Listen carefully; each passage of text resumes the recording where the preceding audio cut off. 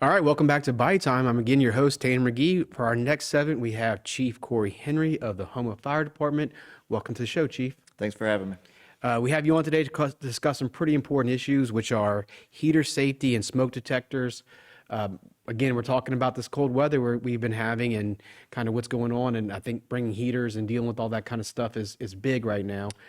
Tell the public what they can do with their heaters to make sure they're staying safe. Yep. So for the first thing is just kind of identifying what type of heater you have, because then you have different safety considerations. But if you're going to use a portable space heater, an electric one, you want to make sure that it has a UL rating on it that's tested.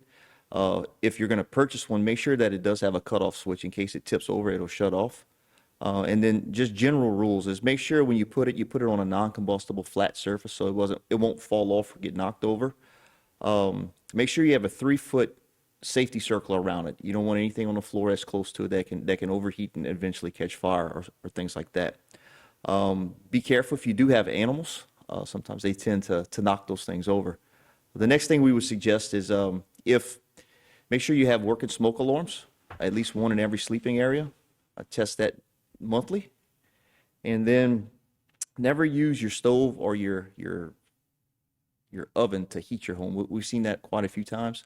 First of all, it's a fire danger. And then the second thing is you'll get a dangerous level of carbon monoxide built up. So you want to make sure you don't use those types of. That's why in the old movies, they always show the person turning the oven on, opening the door before they commit suicide. It makes sense. You shouldn't be doing that. And this is a real problem, too. I mean, y'all see it every year probably when the weather gets cold, some kind of incident. Yes, our calls tend to go up. The next thing also people don't really think about is when they try and keep their animals warm.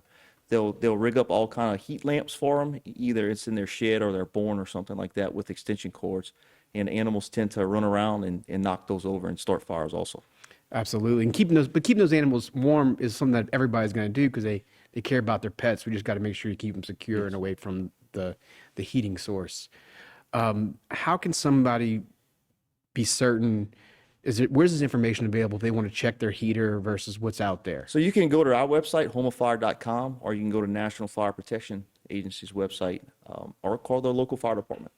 Someone should be there to direct them. And they will check with it and make sure everything that they're using is good? Yeah, they can get the information there. If you have a home system, you can call a plumber or an AC company. They'll help you out. They can inspect those things for you. Absolutely. And I think the big problem comes from people who are buying it. Not the big problem. I'm sure it's all a problem, but one of the issues that I get most concerned with, people are cold and they're bringing elements. They're picking up one of those little space heaters, and those are, I think, become maybe more dangerous than your traditional AC and heater. Yes, because you tend to stack things or put them in a room where they're close to other things that can catch fire. And people are breaking out the blankets right now, and they're trying to stay as warm as they can, which I think probably those add to the risk. Is that correct? And another thing is important, if you're going to use those portable heaters, is when you leave the room, go ahead and take them off. So you're there watching it when you're in the room, and when you're not there, you don't have to worry about it overheating something. And it goes without saying, if you leave the house, to take those off as well. Yourself, yes. Exactly. You don't want that to happen, because you want to make sure that these pets and stuff you're keeping warm, they do stay safe and alive. Smoke detectors, how often should you check them? You should check them monthly, at least monthly, and every 10 years replace them.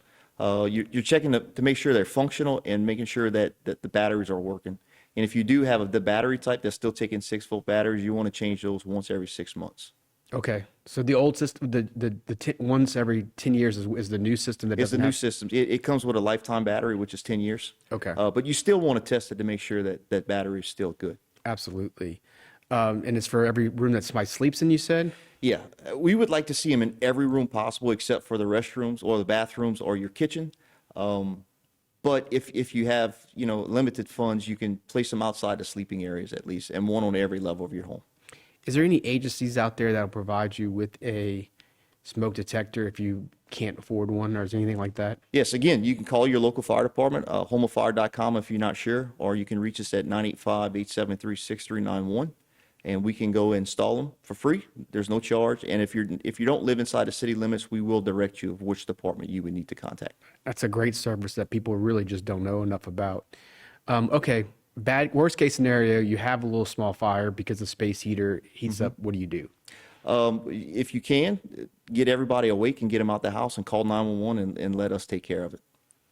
And is there anything you should do to try and put out the fire or anything like that? Just call 911 and get out the house. Yeah, if you think you can handle it, go ahead. You can try and extinguish it, but we recommend if you're not really too sure about it, just to leave, get everybody out the house, leave, close the door behind you, and so that'll kind of keep the fire at bay, and we'll go ahead and take care of it.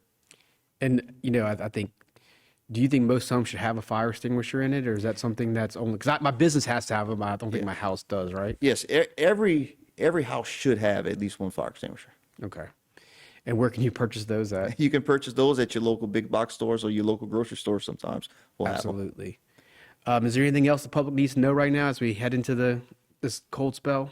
No, again, tonight we're going to have another cold spell, so just make sure that your heaters are safe distances from everything.